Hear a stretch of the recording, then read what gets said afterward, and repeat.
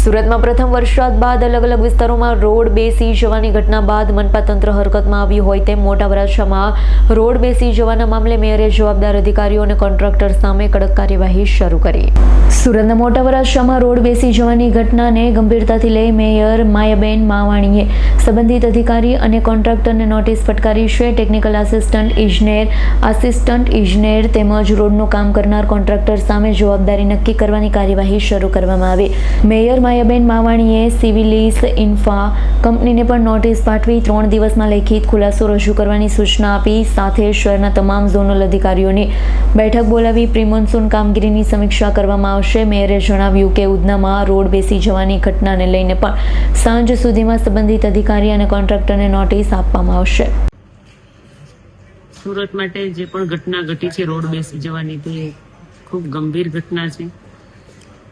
કાલે મોટા વરાછામાં જે માટી ઘસી જવાથી જે ઘટના બની અને જે રોડ બેસી ગયો તેના માટે સિંચાઈઓને લેટર ગયા વર્ષે પણ આપેલા અને આ વર્ષે પણ મૌખિક વાત કરી છે કે વહેલી તકે સિંચાઈ અને મહાનગરપાલિકાના અધિકારીઓ સાથે સંકલન થાય અને સિંચાઈને જો પાળો બાંધવામાં આવશે તો સિંચાઈ વહેલી તકે પાળો બાંધી આપે અને જો અમારે પાળો બાંધવાનો હોય તો અમે વહેલી તકે પાળો બાંધી અને ફરીવાર આ ઘટના ન ઘટે તે માટેની તકેદારી લઈશું.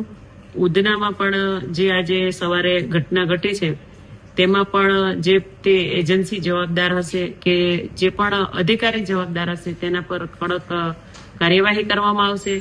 અધિકારીને જો સસ્પેન્ડ કરવા પડશે તો એને સસ્પેન્ડ કરીશું અને જો કોન્ટ્રાક્ટરની સમય મર્યાદા પૂર્ણ નહીં થઈ હોય તો ફરીવાર આ રિપેર કરવાની પણ જવાબદારી કોન્ટ્રાક્ટરની રહેશે. મારા સુરત શહેરના વાસીઓ હેરાન થાય તેવું કોઈ પણ કામ ચલાવી લેવા મને. ગઈકાલની ઘટનામાં કઈ રીતે નોટિસ? ગઈકાલની ઘટનામાં 3 દિવસમાં ખુલાસો માંગ્યો છે. કાર્યપાલ ઇજનેર અને જે તે એજન્સી પાસે આ 3 નોટિસો આપી અને 3 દિવસમાં વહેલી તકે ખુલાસો આપે એવી નોટિસ એને આપવામાં આવી છે. Bureau report S9 news Surat. અમારી તમામ માહિતીથી અપડેટ રહેવા માટે જોડાયેલા રહો S9 ન્યૂઝ સાથે.